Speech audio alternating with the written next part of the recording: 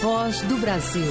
As notícias do governo federal que movimentaram o país no dia de hoje. Boa noite. Boa noite para você que nos acompanha em todo o país. Terça-feira, 7 de janeiro de 2025. Vamos ao destaque do dia: redução da burocracia. Mais de 120 milhões de brasileiros já usam a assinatura digital oferecida pela plataforma gov.br. A certificação substitui a necessidade de ir a cartórios fazer reconhecimento de firma sobre os documentos. Luana Karen.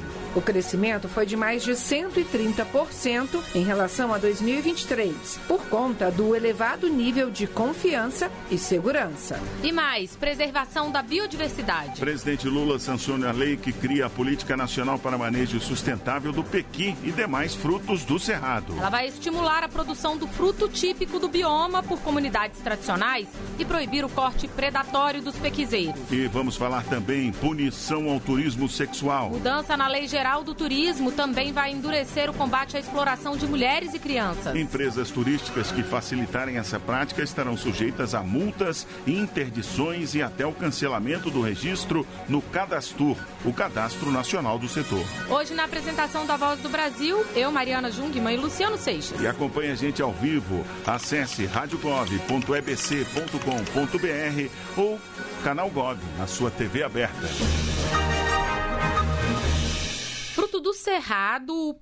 Frutos do Cerrado, como o pequi, araticum, murici, baru e cagaita, agora tem uma política nacional de produção e preservação das espécies. O presidente Lula sancionou a Política Nacional para o Manejo do Pequi e Frutos do Cerrado. Além de estimular a produção e permitir a geração de renda entre os produtores, a lei cria mecanismos de proteção do bioma cerrado. De aroma e sabor característicos, o pequi é um fruto do cerrado brasileiro. O fruto é encontrado em todo o bioma e é tradicionalmente consumido em estados como Minas Gerais, Goiás e Tocantins. Mas não somente. Em Canarana, Mato Grosso, o produtor rural Wellington Correia garante o sustento familiar com a plantação de 90 hectares de pequi. Trabalho com mudas, também alguns pratos que a gente se dedicou a fazer, que é o que eu mais gosto de fazer. Pudim, bolo, pão, doce de leite com pequi, pequi assado. São coisas diferenciadas que a gente faz e é muito gostoso. Para organizar e estimular a produção do pequi e outros frutos do Cerrado, o presidente Lula sancionou a lei que cria a Política Nacional para esses produtos. Além de proibir a derrubada e uso predatório dos pequizeiros, o texto determina uma política de manejo, com normas técnicas para garantir a preservação ambiental e estimular a produção de mudas. E permite ainda a criação de incentivos para produtores de comunidades tradicionais que vivem da coleta dos frutos. Ao sancionar o texto, o presidente Lula falou sobre alguns benefícios esperados. Valorização cultural e apoio das comunidades tradicionais, promove cooperativas e associação produtora do pequi, desenvolvimento econômico e sustentável, incentiva a industrialização e comercialização de produtos derivados do cerrado, como doces, licores e cosméticos. A ministra do Meio Ambiente e Mudança do Clima, Marina Silva, afirmou que a lei vai permitir a proteção de todo o bioma do Cerrado. Quando você determina que determinadas áreas não pode ter incidência de corte raso para a proteção do pequi, você está protegendo toda aquela área, protegendo a biodiversidade, protegendo o ecossistema. De acordo com dados do Instituto Brasileiro de Geografia e Estatística, IBGE, a produção anual de pequi no país chega a 74 mil toneladas. Reportagem Nazi Brum. A Secretaria de Comunicação Social da Presidência da República terá um novo comando. No Palácio do Planalto, o repórter Pablo Mundim tem ao vivo mais informações. Boa noite, Pablo. Boa noite, Mariana, Luciano. Boa noite a você, ouvinte da Voz do Brasil. O publicitário Sidônio Palmeira será o novo ministro da Secretaria de Comunicação Social da Presidência da República, a SECOM. A troca na chefia da Secretaria, que tem status de ministério, foi confirmada hoje em uma reunião com o presidente Lula. Há pouco, o atual ministro Paulo Pimenta, que comandou a SECOM nos últimos 2 anos, confirmou a mudança. Ele disse que o presidente Lula tem uma leitura muito precisa de que, a partir de 2025, o governo entrará numa nova fase. Segundo Paulo Pimenta, a troca na comunicação acompanha o início dessa próxima etapa. Nós tivemos uma primeira fase do governo de reconstrução, uma fase de reposicionamento dos programas, das ações do governo. E a partir de 2025, nós vamos entrar numa fase nova do governo, no período da colheita, dos resultados. E o presidente quer ter, à frente da SECOM, um profissional de comunicação, uma pessoa que tenha experiência, de poder exercer essa tarefa. O publicitário Sidônio Palmeira comandou a campanha presidencial de Lula em 2022. Hoje, ao falar com jornalistas aqui no Planalto, o futuro ministro disse que o governo fez muito nesses últimos 2 anos e que o objetivo dele, à frente da Secretaria de Comunicação, é fazer com que as informações cheguem com transparência à população. E trabalhar com muito afinco, informando vocês, com muita transparência, procurando a comunicação chegar na ponta. Esse governo fez muito durante esse período, esses 2 anos, e esse é o nosso desafio. É um papel e uma obrigação do governo publicar o que foi feito. E também até para as pessoas poderem usufruir dos feitos do governo. O ministro Paulo Pimenta disse que vai se afastar do comando da SECOM a partir de quinta-feira. Já Sidônio vai assumir formalmente o comando da comunicação do governo a partir da próxima semana. Luciano e Mariana. Obrigado, Pablo Mundim, pelas informações.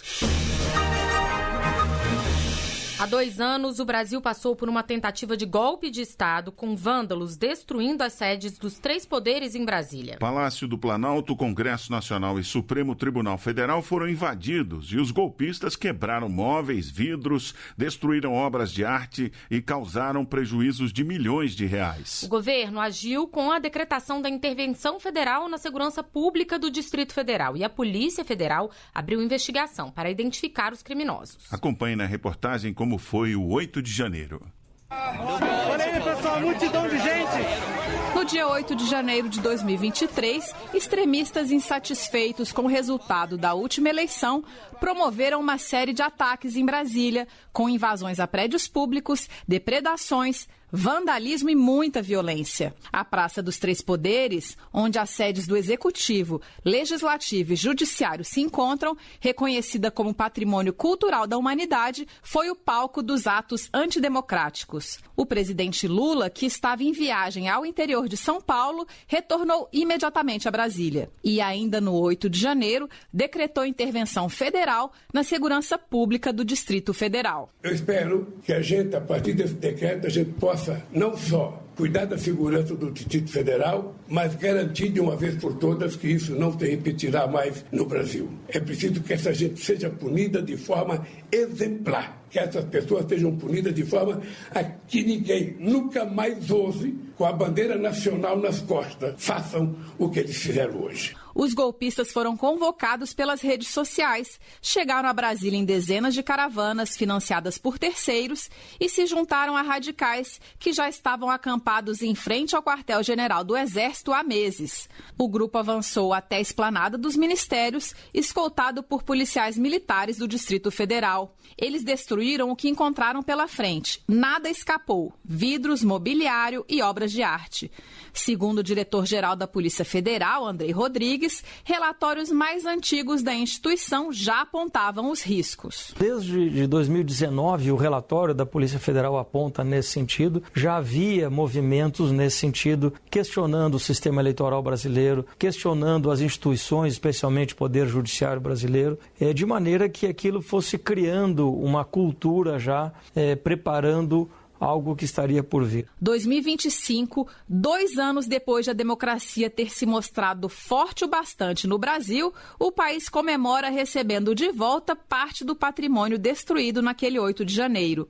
A resposta à tentativa de golpe foi eficiente e fortaleceu as instituições brasileiras e a democracia. É o que afirma o cientista político Ricardo Caixiola. Ainda que a nossa democracia seja uma democracia super jovem, ainda muito nova, a sociedade tem esses mecanismos de enfrentamento contra esses atos e manifestações e ações antidemocráticas. Não só a sociedade, mas também as instituições nacionais, elas estão aparelhadas para poder se contrapor a esses tipos de ação. As ações criminosas foram gravadas pelos próprios vândalos e divulgadas em redes sociais, que ajudaram na identificação dos culpados. O STF condenou 371 pessoas à prisão e 527 com aplicação de penas penas alternativas por terem realizado acordo. Ao todo, 898 réus foram responsabilizados criminalmente por participação nos atos golpistas. A Advocacia Geral da União, que atua apenas na esfera civil, ajuizou 17 ações contra os réus do 8 de janeiro, cobrando 56 milhões de reais em reparação por danos causados à União. Com locução de Lorena Pacheco, reportagem Luciana Colares de Holanda. Recurso que evita a ida a cartórios para reconhecimento de firmas sobre documentos. A assinatura eletrônica oferecida pela plataforma gov.br permite ao cidadão reconhecer procurações, contratos administrativos e serviços públicos sem precisar sair de casa. Com mais agilidade, redução de custos e menos burocracia, a ferramenta digital já foi utilizada por 120 milhões de brasileiros. Só no ano passado, o crescimento no uso do recurso foi de 130%. Quando a esposa faleceu, o servidor público Gustavo Dias, de Brasília, precisou lidar com a papelada do inventário. Um caminho que ficou mais fácil com a assinatura digital dos documentos por meio do gov.br. O advogado precisava de uma procuração de outros documentos para o processo judicial. E aí as opções seriam ou eu assinar esse documento e reconhecer firma no cartório, ou ter um certificado digital, que também é caro e você tem todo um processo para você conseguir emitir, ou utilizar a assinatura digital do portal do Gov, que é muito mais rápido e muito mais simples. Então, eu consegui fazer ali na hora, sem precisar, pagar ou precisar sair de casa. Assim como o Gustavo, em 2024, mais de 120 milhões de brasileiros assinaram um documento por meio do serviço digital oferecido pelo gov.br. O crescimento foi de mais de 130% em relação a 2023. O serviço pode ser usado para assinar qualquer documento, inclusive procurações, contratos administrativos e serviços públicos, por conta do elevado nível de confiança e segurança. A professora da Rede Federal de Ensino, Renata Abreu, de Rio Branco, no Acre, conta as facilidades que a assinatura digital trouxe para o desempenho de suas funções. Antes a gente tinha que assinar documentos, muitas vezes escanear esse documento para mandar para outros setores, principalmente quando eram setores fora da instituição. E hoje é uma ferramenta que, de fato, facilita muito o nosso trabalho. A assinatura eletrônica gov.br pode ser acessada tanto pelo aplicativo quanto pelo portal gov.br e tem a mesma validade da assinatura física. Ela já foi usada diversas vezes pelo servidor público Carlos Rogério dos Santos, de 38 anos, na vida particular e profissional. Especialmente na assinatura de documentos relacionados à cooperativa habitacional da qual eu faço parte. No trabalho, utilizamos o GovBR para assinar acordos e termos, garantindo rapidez nos processos. Realmente é uma ferramenta transformadora, que tem sido essencial para promover a eficiência, tanto no trabalho quanto na vida pessoal. Para usar a certificação, basta ter uma conta de nível prata ou ouro no serviço governamental, o que é conseguido por meio de cadastro com reconhecimento facial. Além da assinatura digital, o gov.br conta com mais de 4.500 serviços digitais, como prova de vida, abertura de empresas, Meu SUS Digital, Enem, FIES e Carteira Digital de Trânsito. Atualmente, 163 milhões de pessoas usam a plataforma. Reportagem Luana Karen. A arrecadação do governo federal ultrapassou os 209 bilhões de reais em novembro. É o melhor desempenho para o mês desde 2013 e 11,2% maior do que no ano anterior, segundo dados divulgados nesta terça-feira. De acordo com a Receita Federal, o desempenho na arrecadação de impostos pode ser explicado, por exemplo, pelo aumento no volume de vendas e serviços. É o que disse o chefe do Centro de Estudos Tributários e Aduaneiros, Claudemir Malaquias. Fatores macroeconômicos ajudam a explicar o ritmo da atividade econômica e, consequentemente, o impacto da atividade econômica na arrecadação. A produção industrial, comparando novembro de 2024 com 2023, nós tivemos aí um crescimento de 7,23%. na pesquisa industrial mensal medida pelo IBGE. A venda de bens, medida pela PMC, um crescimento também bem vigoroso de 8,82% na comparação com o ano anterior. Os recursos arrecadados retornam à população por meio de investimentos em obras e serviços públicos, além de movimentarem a economia. No acumulado de janeiro a novembro de 2024, a arrecadação alcançou 2.391.437 bilhões de reais. Um aumento de quase 10% em relação ao mesmo período do ano anterior, descontada a inflação. Febre alta, tosse persistente e suor noturno são alguns dos sintomas da tuberculose, uma das doenças infecciosas que mais matam no mundo. Mas a tuberculose tem cura e, para tornar o tratamento mais eficiente, o Ministério da Saúde está enviando aos estados um medicamento considerado de ponta. É um comprimido que combina os 4 medicamentos necessários para a recuperação dos pacientes. Vamos ouvir. A tuberculose é uma das doenças infecciosas e transmissíveis que mais matam no mundo, de acordo com a Organização Mundial da Saúde, atrás apenas da Covid-19. Mas quando o tratamento é feito no tempo certo e de forma adequada, a doença tem cura. São 4 os medicamentos disponibilizados de graça pelo Sistema Único de Saúde para a recuperação dos pacientes com esse diagnóstico. E para facilitar o tratamento, o Ministério da Saúde começou a distribuir um combinado desses fármacos, considerado de primeira linha no tratamento da doença. É a Rifampicina 4 em 1, que combina os 4 medicamentos em um único comprimido. Quase 8 milhões de unidades do medicamento já começaram a ser entregues aos estados brasileiros e devem atender a demanda nacional ao longo do primeiro trimestre deste ano, garantindo o abastecimento da rede pública e a continuidade dos tratamentos em todo o país. O medicamento também é utilizado para o tratamento de outras doenças, como hanseníase e meningite. Natália Kozlik, para a Voz do Brasil.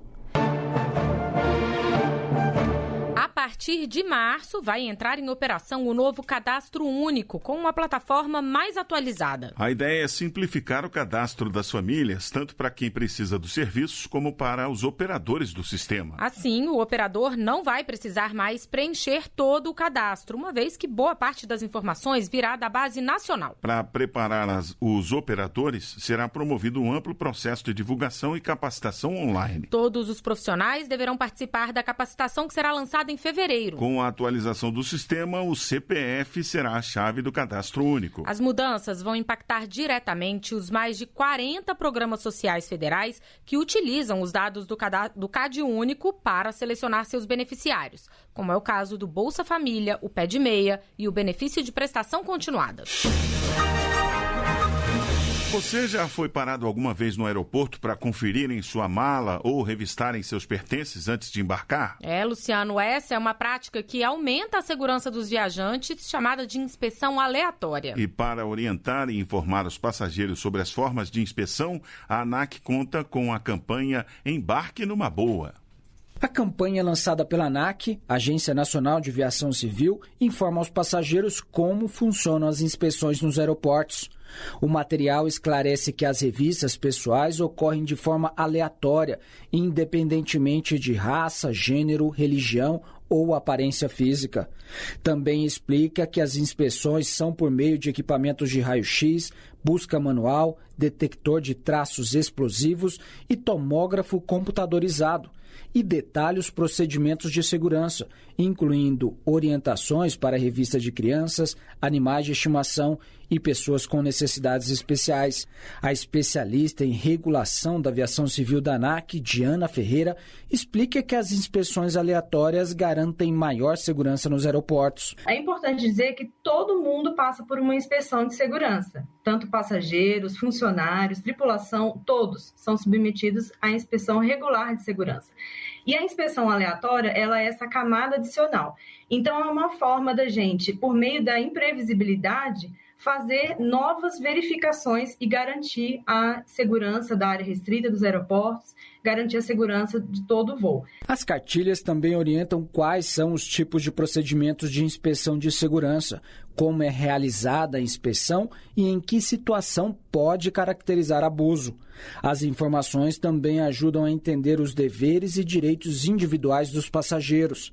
A engenheira Lidiane Lorenzini viajou com a família para o Espírito Santo neste fim de ano e elogiou a campanha. Eu acredito que a importância está no fato de que alguns passageiros podem se sentir constrangidos, discriminados, e eles precisam entender que é uma inspeção obrigatória, importante, né?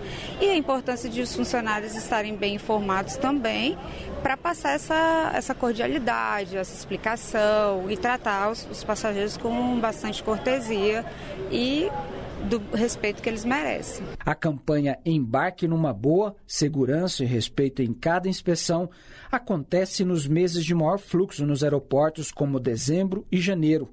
Para ver o material da campanha, acesse gov.br/ANAC. Reportagem Pablo Mundim. E nesse verão, 35% dos brasileiros pretendem viajar a lazer até fevereiro. A maior parte procura sol e praia. Os estados da Bahia e da Paraíba surgem como destaque na temporada. Mas, infelizmente, tem quem aproveite uma viagem para cometer crimes, como abusos sexuais, prática que ficou conhecida como turismo sexual. E as empresas que colaborarem com esses crimes serão punidas, como explica a repórter Graciele Bittencourt.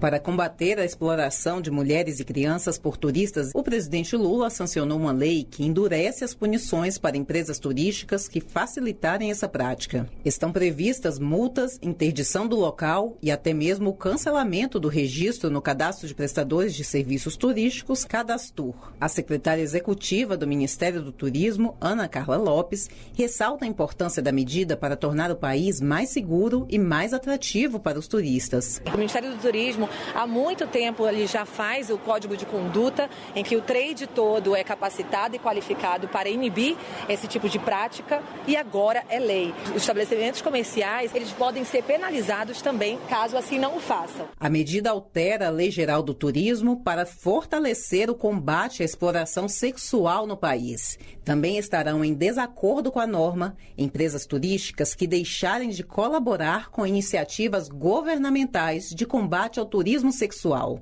O presidente da Associação Brasileira da Indústria de Hotéis, Antônio Cardoso Linhares, diz que o setor está atento à questão e considera importante a aprovação da lei. Quanto mais der segurança aos nossos visitantes, aos nossos familiares, é melhor para o nosso destino. Isso é que nós queremos. Queremos, sim, um turismo familiar, um turismo saudável, dando garantia a todos que nos visitam. O governo federal também desenvolve campanhas de combate à exploração sexual e prevê a criação de um curso de capacitação de policiais para prevenção e enfrentamento da violência, com foco na segurança turística de mulheres. Esses agentes, prioritariamente do sexo feminino, vão atender as viajantes nacionais e estrangeiras. Reportagem Graciele Bittencourt. Mais de 657 mil denúncias de violações de direitos humanos foram feitas pelo Disque 100 no ano passado. Um aumento de 22% em relação ao ano anterior. O número de violações também aumentou e chegou a 4.300.000 em 2024. A maior parte das vítimas das denúncias são do gênero feminino, brancas e com idade entre 70 e 74 anos. As violações ocorreram em sua maioria na casa da vítima e do suspeito. Entre os grupos mais vulneráveis estão crianças e adolescentes, pessoas idosas e mulheres. E os dados revelam ainda que o perfil do agressor mudou. As mulheres são as maiores suspeitas de agressão, um aumento de 28,8% em comparação a 2023. As agressoras ou os agressores são, na maior parte, da cor branca e têm entre 30 e 34 anos de idade. Em geral, os principais suspeitos também possuem parentesco de primeiro grau com a vítima. Começar o ano sem dívidas e com o nome limpo. O programa Renegocia da Secretaria Nacional do Consumidor vai até o dia 17 de janeiro. Vale para quem tem dívidas bancárias, contas de água, energia e telefonia, operações de crédito e compras parceladas em atraso. Os débitos podem ser parcelados em novas condições. Em alguns casos, os descontos para quitar a dívida podem chegar a 90%. As negociações podem ser feitas pelo portal consumidor.gov.br. E essas foram as notícias do governo federal. Uma realização da Secretaria de Comunicação Social da Presidência da República. Com produção da empresa Brasil de Comunicação. Fique agora com as notícias do Poder Judiciário e do Congresso Nacional. Boa noite. Boa noite para você. Até amanhã.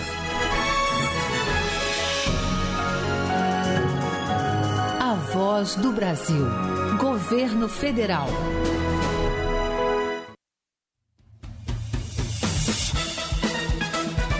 Você vai ouvir agora notícias do Poder Judiciário.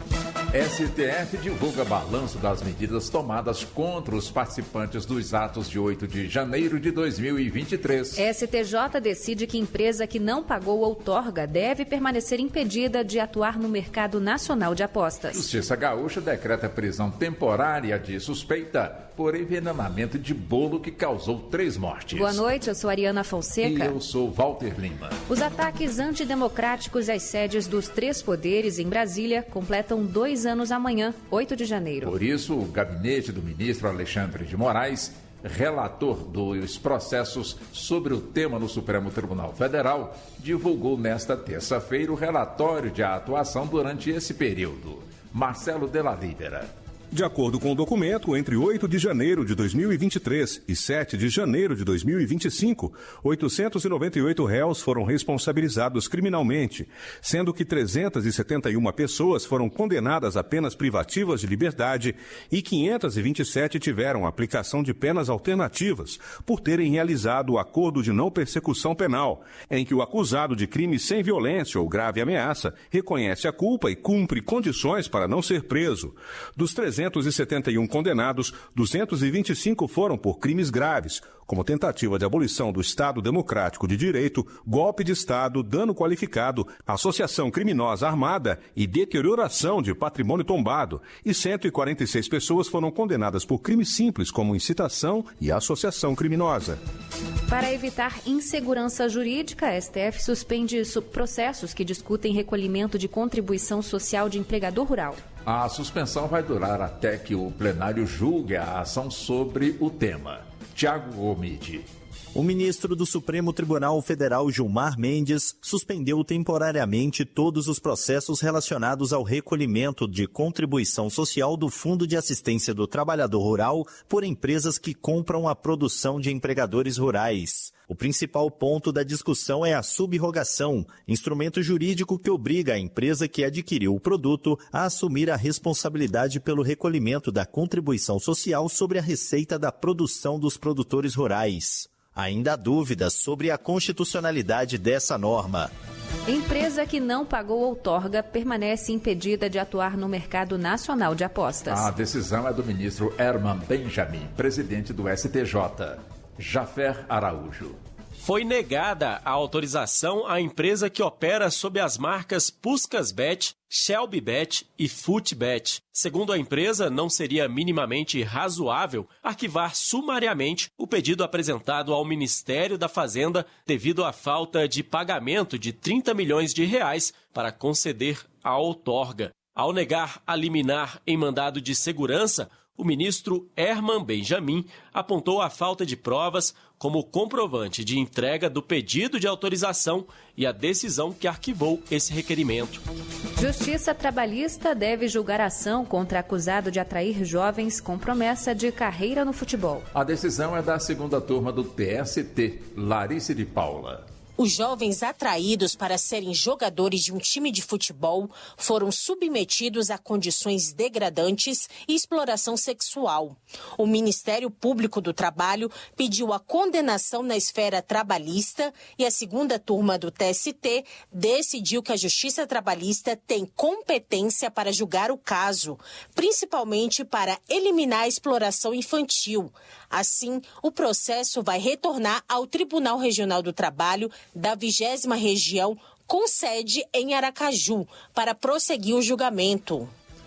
Uma suspeita de envenenar um bolo de Natal que levou 3 pessoas à morte em Torres, no Rio Grande do Sul, teve a prisão temporária decretada. Ela passou por audiência de custódia e retornou ao presídio feminino. A decisão do juiz levou em conta depoimentos de familiares e relatório preliminar de dados extraídos do telefone da mulher. Além disso, análises toxicológicas comprovam que as vítimas foram contaminadas com arsênio. Você acompanha outras notícias do Poder Judiciário em 104,7 FM para o Distrito Federal e em torno. Ou pelo canal 1.3 da TV aberta em Brasília. Ouça também pelo TuneIn de qualquer lugar do mundo. E baixe agora o TV Justiça Mais, disponível na loja de aplicativos do seu celular. Uma boa noite. E até amanhã. Notícias do Poder Judiciário, uma produção da Rádio Justiça, Supremo Tribunal Federal.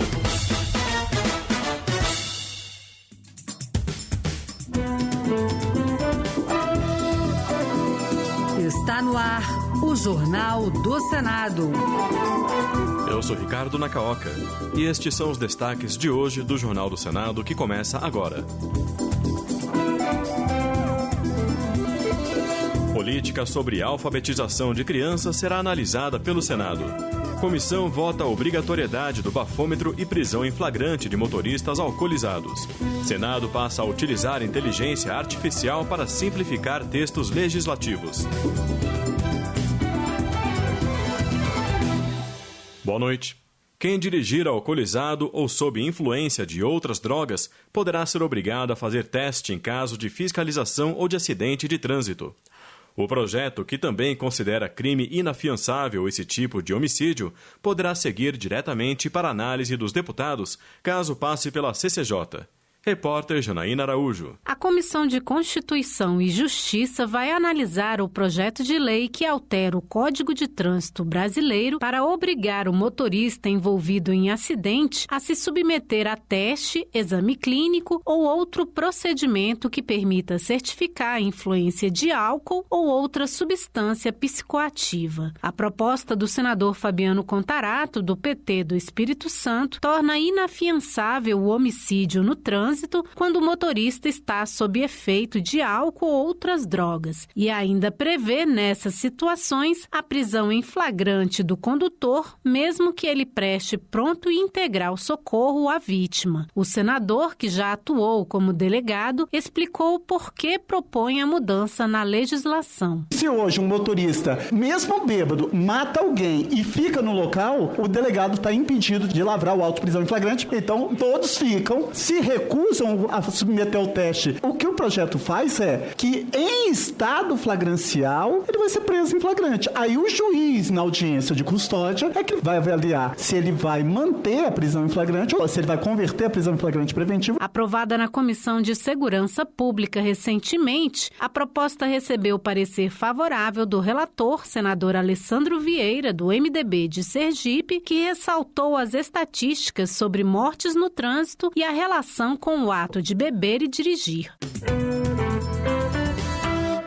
O senador Hamilton Mourão destacou a iniciativa das Forças Armadas de oferecer alistamento feminino voluntário neste ano. Mais de 7 mil jovens se inscreveram nos primeiros dias de janeiro. Segundo o Ministério da Defesa, as aprovadas na seleção vão servir por 1 ano, permanência que poderá se estender por até 8 anos às tropas. Os detalhes com a repórter Érica Christian. Pela primeira vez, as Forças Armadas vão fazer o alistamento feminino voluntário. Entre janeiro e o final de junho, as jovens que completarem 18 anos poderão se inscrever. Elas vão ser submetidas a uma seleção geral e a uma complementar com entrevista, exames médicos e testes físicos. O senador Hamilton Mourão, do Republicanos do Rio Grande do Sul, reforçou que hoje as forças contam com 37 mil mulheres que ingressaram como oficiais por meio de concurso público e explicou que as recrutas não vão para a área combatente, que exige concurso específico. Obviamente irão servir nos contingentes, como a gente chama, que são os hospitais, quartéis generais, e não no corpo de tropa, onde obviamente as condições são outras e ainda não temos até as instalações adequadas para ter um efetivo maior. Serão oferecidas 1.465 vagas para o Exército, 300 para a Aeronáutica e 155 para a Marinha. Com ingresso em março ou agosto de 2026, as selecionadas vão ocupar a graduação de soldado ou de marinheiro recruta com os mesmos direitos e deveres dos homens, pelo período de 1 ano, prorrogável por até 8 anos. O Senado vai analisar uma proposta que torna permanente a política de alfabetização de crianças na idade certa. Chamado de Compromisso Nacional Criança Alfabetizada, o programa tem ênfase na alfabetização de todas as crianças até o fim do 2º ano, e em especial as afetadas pela pandemia. Repórter Marcela Cunha. O projeto institui o Compromisso Nacional Criança Alfabetizada, para torná-lo uma política permanente de Estado. A política pública foi instituída pelo atual governo em 2023 para incentivar a alfabetização de crianças na idade certa, por meio de ações em colaboração entre União, Estados, Distrito Federal e municípios. O objetivo é assegurar que todos os estudantes brasileiros estejam alfabetizados ao final do segundo ano do ensino fundamental. A vice-presidente da Subcomissão Permanente da Alfabetização na Idade Certa, senadora Zenaide Maia, do PSD do Rio Grande do Norte, defendeu que apenas ao se tornar lei é possível garantir a prioridade que o assunto requer. Não deve se limitar a políticas temporárias. Compromisso permanente de todos os governos, comunidades escolares e sociedade em geral, em favor do sucesso escolar de nossas crianças e jovens, mediante iniciativas sólidas, articuladas e devidamente avaliadas. O programa também busca a recomposição da aprendizagem de todas as crianças matriculadas nos anos iniciais do ensino fundamental, para amenizar o impacto da pandemia. O projeto foi apresentado pela Subcomissão Permanente da Alfabetização na Idade Certa, da Comissão de Educação, como parte do relatório que analisa a Política Nacional de Alfabetização. Mais garantias para a contratação de seguro para serviços. É o que promete uma iniciativa aprovada na Comissão de Assuntos Econômicos. Quem traz mais informações é o repórter Bruno Lourenço. Um projeto de lei aprovado na Comissão de Assuntos Econômicos quer dar mais garantias ao contratante de um serviço de que o seguro apresentado pelo fornecedor é adequado. O relator, senador Isalci Lucas, do PL do Distrito Federal, explicou que o cliente poderá verificar facilmente se o prestador de serviço em questão é contratante de seguro e qual a cobertura oferecida. A partir do documento comprobatório do contrato de seguro fornecido pelo prestador de serviço ao terceiro interessado, a ele é franqueada a possibilidade de compulsar pela internet o sistema de registro homologado pelo SUSEP, a fim de comprovar a vigência, o conteúdo e a autenticidade do referido contrato. De autoria do senador Zequinha Marinho, do Podemos do Pará, o projeto seguiu para análise da Comissão de Constituição e Justiça. Já a Comissão de Direitos Humanos pode analisar a obrigatoriedade de o poder público difundir mensagens sobre decisões do Judiciário relacionadas à proteção e defesa de pessoas com deficiência, de pessoas LGBTQIA+, e vítimas de preconceito racial. Hoje a lei trata da divulgação em contra-cheques de servidores, em emissoras públicas de rádio e TV e em peças publicitárias de conteúdo referente a direitos de crianças, adolescentes, mulheres e idosos. Repórter Alexandre Campos. Já aprovado pela Comissão de Comunicação e Direito Digital, o projeto do senador Alessandro Vieira, do MDB de Sergipe, amplia o rol de abordagens relacionadas aos direitos humanos e fundamentais a serem difundidas por órgãos públicos. Na leitura do relatório do senador Paulo Paim, do PT do Rio Grande do Sul, na Comissão de Comunicação e Direito Digital, o senador Fabiano Contarato, do PT do Espírito Santo, afirmou que a atualização da lei é uma resposta do Estado às pessoas que têm aversão à diversidade. Segundo ele, enfrentar esse problema por meio da educação pode representar a regressão de mentes intolerantes, que já não encontram espaço numa sociedade democrática. Ora, ninguém em sã consciência ousará dizer que no Brasil estão superados o racismo e as discriminações contra a pessoa com deficiência e contra a população LGBTQIA+.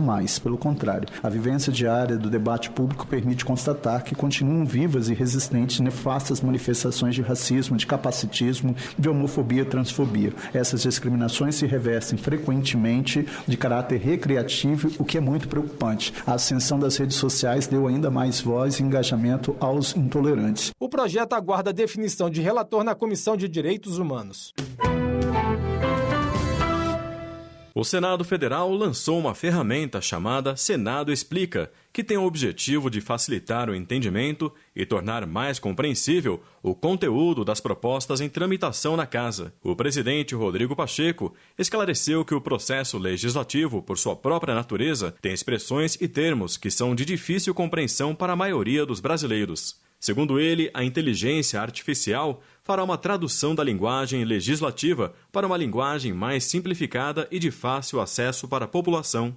Pacheco ressaltou ainda que a nova ferramenta promove a inclusão social. No Brasil, onde a desigualdade educacional é uma realidade persistente, uma ferramenta que torna os textos legislativos compreensíveis para todos, desempenha um papel fundamental na inclusão social.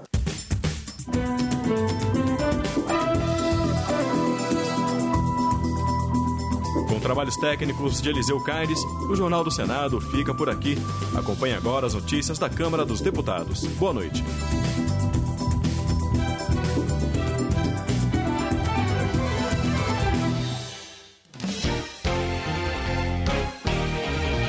Jornal Câmara dos Deputados. Projeto reserva sala para o atendimento de crianças vítimas de violência. Proposta cria incentivo para a produção de pimenta do reino de qualidade. Deputados podem ter o poder de vetar empréstimo para obra no exterior.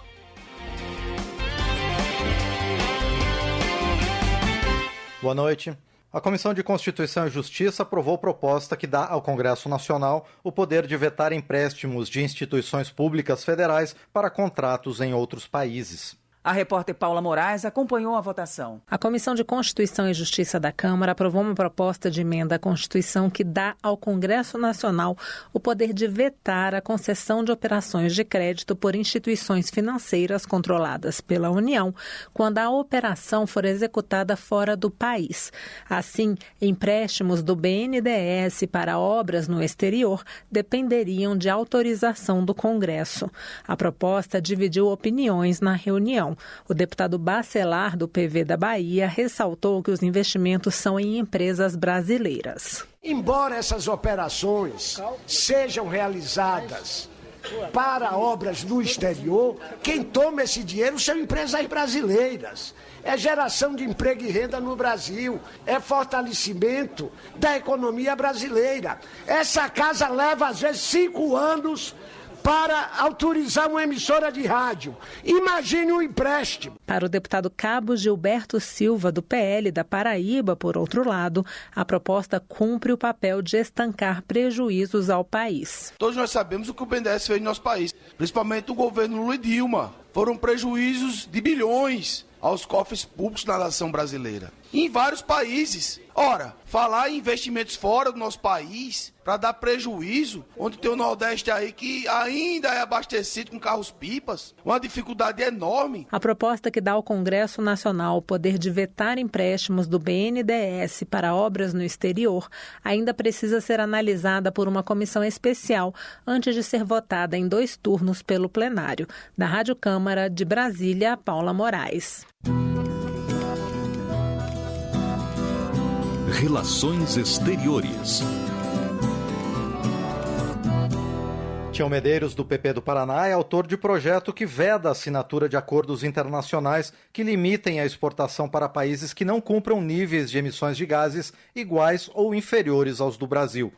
Conhecido como PL da Reciprocidade Ambiental, o deputado considera a matéria essencial para proteger o comércio exterior e garantir a soberania nacional. O projeto da Reciprocidade Ambiental, como o próprio nome já diz, exige que aqueles países que querem de nós um comportamento ambiental diferenciado precisam ter nas suas legislações cobranças e rigores semelhantes. Senão fica desproporcional, fica desequilibrado a disputa de forças. É claro que por trás de tudo isso tem aí uma questão comercial de tentar segurar, de tentar travar as exportações brasileiras, porque sabe o tamanho do potencial que o Brasil tem. O deputado argumenta que muitas das restrições ambientais impostas ao Brasil servem para encobrir disputas comerciais. Para Tião Medeiros, a reciprocidade ambiental é crucial para equilibrar as relações comerciais, salvaguardar os produtores nacionais e assegurar que acordos internacionais não comprometam a capacidade de exportação do país. Meio Ambiente. Fernando Monteiro, do PP de Pernambuco, apresentou o projeto para simplificar o licenciamento ambiental para empreendimentos que contem com seguros ambientais. Em seu entendimento, o processo vai agilizar projetos importantes para o desenvolvimento do país e ajudar a reduzir as desigualdades regionais. A proposta, segundo Fernando Monteiro, busca equilibrar o desenvolvimento econômico com a preservação ambiental. Para tanto, ele sugere que uma Câmara de Mediação e Conciliação da Administração Pública Federal seja criada para coordenar os licenciamentos de interesse nacional e manter as exigências ecológicas constitucionais. Desenvolvimento regional. O projeto propõe incluir na política federal de saneamento a construção de cisternas captadoras de água da chuva. Relatado pelo deputado Fernando Mineiro, do PT do Rio Grande do Norte, o texto apresenta os reservatórios como soluções para regiões carentes que convivem com a seca. Fernando Mineiro apresentou o seu parecer favorável à proposta na Comissão de Meio Ambiente, reforçando que a ação vai ampliar o acesso à água potável, especialmente nas áreas rurais do semiárido brasileiro. Ele ressaltou que a iniciativa também vai ajudar a reduzir doenças associadas à falta de água adequada ao consumo. Saúde. O projeto de Rosângela Moro, do União de São Paulo, estabelece o prazo de 60 dias para a realização de diagnóstico e tratamento do paciente com doenças raras. Segundo a parlamentar, o objetivo é garantir mais qualidade de vida aos pacientes, evitando o agravamento de quadros severos. Rosângela Moro acrescenta que a medida não gera aumento de custos para o sistema público de saúde, já que os tratamentos para doenças raras já estão incorporados ao SUS.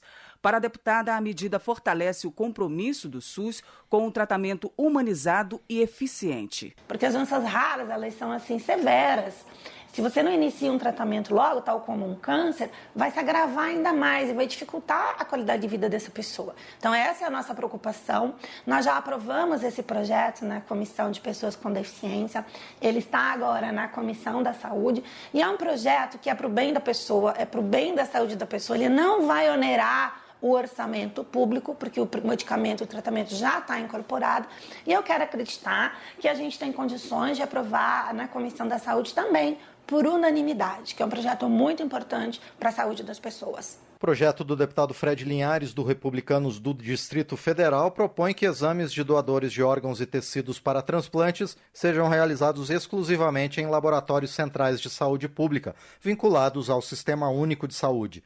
A medida, segundo o autor, visa prevenir a exposição dos receptores a infecções. Fred Linhares defende que a rede pública de laboratórios tem mais experiência e estrutura para realizar análises mais complexas, garantindo a confiabilidade do resultado. Para ele, a aprovação da matéria vai proteger a população de laudos fraudulentos, assegurando que os transplantes ocorram com segurança e com conformidade aos padrões exigidos pelo SUS. Trabalho. Preocupado com a exposição prolongada ao sol e a outros riscos ambientais dos agentes comunitários de saúde e de combate às endemias, Fred Costa, do PRD de Minas Gerais, apresentou o projeto para tornar obrigatório o fornecimento de roupas adequadas, filtro solar, protetor labial, água e equipamentos de proteção individual aos profissionais. No entendimento de Fred Costa, a oferta de equipamentos de proteção vai garantir as condições mínimas de saúde e de segurança dos agentes, melhorando a qualidade e a continuidade dos serviços prestados à população. Cultura.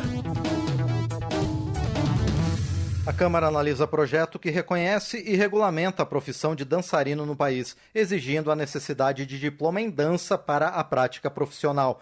Relatora da matéria, Alice Portugal, do PCdoB da Bahia, ressalta que, apesar da profissão ser regulamentada, faltam regras claras para as relações de trabalho. Eles sofrem muita exploração, muita informalidade, diferenças de tratamento em todo o território nacional. Infelizmente, não se tinha um regramento. Agora, para você exercer a profissão da dança, há necessidade ou do diploma do curso superior ou técnico em dança. Também é absorvido com a devida avaliação o diploma estrangeiro ou atestado de capacitação profissional, também dado pelos organismos da dança no Brasil. O projeto também trata de direitos e deveres dos profissionais, como a forma de contratação, respeito à jornada de trabalho, funções como coreógrafo, professor, que não estavam na regulamentação antiga e original da profissão. Alice Portugal acrescenta ainda que o projeto vai proporcionar dignidade e segurança jurídica aos profissionais de dança. Ela afirma que a aprovação da proposta na Comissão de Cultura foi muito celebrada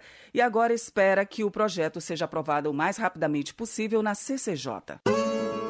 Agricultura.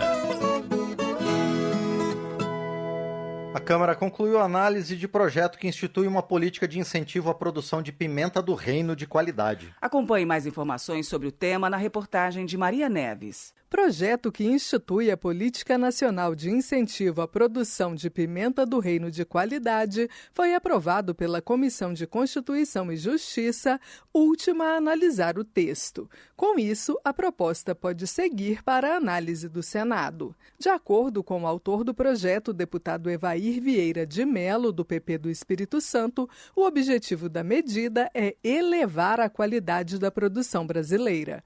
Segundo dados do Instituto Brasileiro de Geografia e Estatística, atualmente o Espírito Santo é o maior produtor brasileiro de pimenta do reino. O relator na Comissão de Constituição e Justiça, deputado Domingos Sávio, do PL Mineiro, lembrou que a proposta foi aprovada por unanimidade na Comissão de Agricultura. Esse projeto de iniciativa do deputado Evair de Mello, ele foi aprovado por unanimidade quanto ao mérito na Comissão da Agricultura, da qual eu faço parte. Então é um projeto que não suscita nenhuma polêmica e só trará benefícios. O texto considera a pimenta do reino de qualidade aquela classificada como de alto padrão por suas características físicas, químicas e sensoriais, de acordo com processos de análise e certificação reconhecidos pelo poder público. Dentre as diretrizes que a Política Nacional de Incentivo à Pimenta do Reino de Qualidade deverá seguir estão sustentabilidade ambiental, econômica e social da atividade, desenvolvimento tecnológico da produção e aproveitamento das diversidades regionais. Ainda conforme a proposta, a política adotará instrumentos como crédito rural, pesquisa agrícola, seguro rural e capacitação de mão de obra para estimular a produção de pimenta do reino. Da Rádio Câmara de Brasília, Maria Neves. Economia.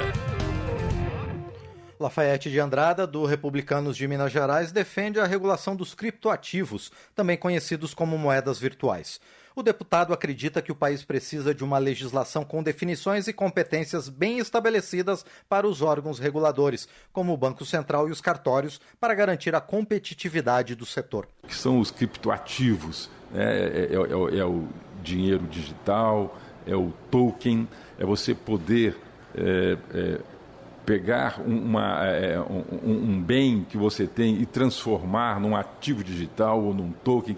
Isso é uma economia bilionária que já existe no mundo inteiro e no Brasil nós não temos uma legislação que ampare isso e nós estamos perdendo mercado, perdendo competitividade no mundo inteiro. O Brasil é um país que tem um potencial incrível para esse tipo de comércio, esse tipo de economia, mas que por falta de uma legislação nós estamos ficando para trás. O deputado acredita que a modernização da legislação brasileira é essencial, pois, segundo ele, os códigos brasileiros atuais estão ultrapassados. Lafayette de Andrada sublinha a importância de se trazer o direito brasileiro para a realidade digital. Ciência e tecnologia. Gilberto Nascimento, do PSD de São Paulo, está preocupado com o aumento dos jogos de apostas online, como as bets, e os seus impactos negativos na sociedade brasileira. Para ele, os jogos se tornaram um problema de saúde pública, afetando principalmente idosos e pessoas em situação de vulnerabilidade social. Quantas pessoas hoje já estão endividadas? Quantas pessoas hoje já pegam o dinheiro do Bolsa Família e estão jogando nessas bets?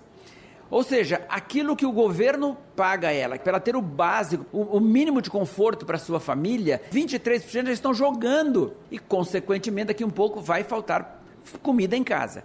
As pessoas estão ficando doentes com isso. Então, nós somos contra os jogos, de qualquer tipo de jogo. Eu acho que isso não leva a nada. Isso leva, infelizmente, a uma sociedade que joga na expectativa de ganhar e que nunca ganha. Gilberto Nascimento também é contra o envio de incentivos e mensagens nos celulares para os jogadores. O parlamentar é contra a legalização de jogos de azar no país e defende um foco em políticas que promovam o desenvolvimento e a educação, em vez de transformar o Brasil em um grande cassino. Habitação. Fernanda Pessoa, do União do Ceará, é autora de projeto que complementa o programa Minha Casa Minha Vida, oferecendo não apenas a casa própria, mas também móveis e eletrodomésticos essenciais para o lar. O objetivo, segundo a deputada, é incluir no financiamento do programa itens como fogões, geladeiras, colchões e sofás, permitindo que as famílias tenham uma moradia completa com condições de pagamento facilitadas. Para a deputada, a proposta vai dar mais dignidade para a população e impulsionar a economia. Tão bom quando você recebe a sua moradia, que você gostaria que ela tivesse completa, com fogão, com geladeira, da linha branca, teria colchões, teria móveis na cozinha, teria sofá, teria outros equipamentos eletrônicos também importantes. Mas o mais importante é que ele já estava incluso na sua taxa que você vai pagar mensal. E além de você poder comprar mais em conta, porque o empresário vai vender em larga escala, faz com que gire a economia do país. O projeto de Fernanda Pessoa ainda precisa passar por algumas comissões, incluindo a Comissão de Trabalho e a Comissão de Constituição e Justiça. Justiça.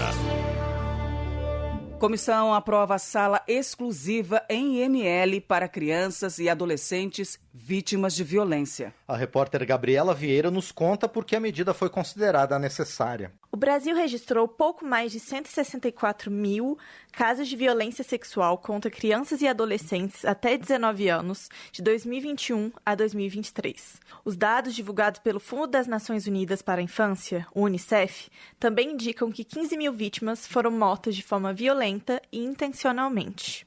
Para dar conta dessa realidade, a Comissão de Segurança Pública da Câmara aprovou uma proposta que reserva uma sala exclusiva no Instituto Médico Legal para o atendimento de crianças e adolescentes vítimas de violência.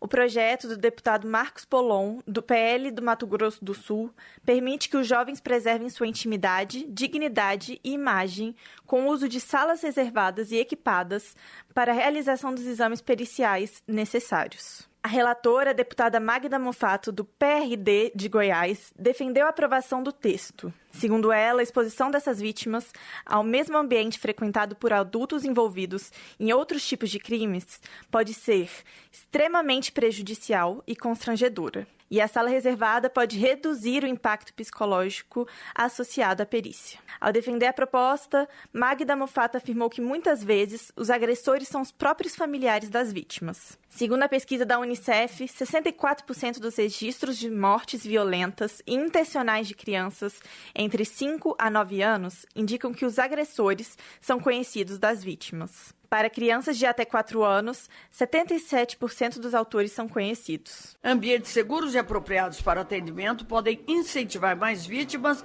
e seus responsáveis a denunciarem casos de violência, sabendo que receberão um tratamento digno e respeitoso durante todo o processo. Em seguida, o projeto que reserva uma sala exclusiva no Instituto Médico Legal para o atendimento de crianças e adolescentes vítimas de violência vai ser analisado pela comissão que trata de infância, adolescência e família. Da Rádio Câmara, de Brasília, Gabriela Vieira. Segurança Pública. Está em análise na Câmara projeto de Coronel Crisóstomo, do PL de Rondônia, que propõe tipificar os crimes de sextorção e pornografia de revanche. O deputado explica que o objetivo é coibir a divulgação de imagens íntimas sem consentimento e a extorsão baseada na ameaça de vazamento desse tipo de material. Às vezes a pessoa namora, está num espaço íntimo, tira uma foto e guarda aquilo. Às vezes grava um vídeo da sua pessoa, do seu namorado, às vezes até do seu esposo.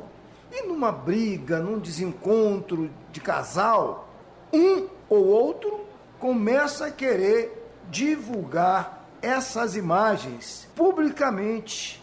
causando constrangimento, humilhação ou danos à reputação da vítima. E a sextorção é a prática de extorquir a pessoa, ameaçando em divulgar essas imagens. Algo que causa um prejuízo imensamente às pessoas, até a morte. De acordo com o projeto de Coronel Crisóstomo, a medida também estabelece responsabilidades claras para os provedores de serviços online, exigindo deles uma postura proativa na prevenção e remoção do conteúdo que viole as normas existentes. Se aprovada na Comissão de Comunicação e na Comissão de Constituição e Justiça, a proposta vai seguir para o plenário. Termina aqui o Jornal Câmara dos Deputados, com trabalhos técnicos de Marinho Magalhães e a apresentação de Márcio Aquiles Sardi e Val Monteiro. Boa noite. A Voz do Brasil volta amanhã. Uma boa noite para você. Você ouviu A Voz do Brasil. Boa noite.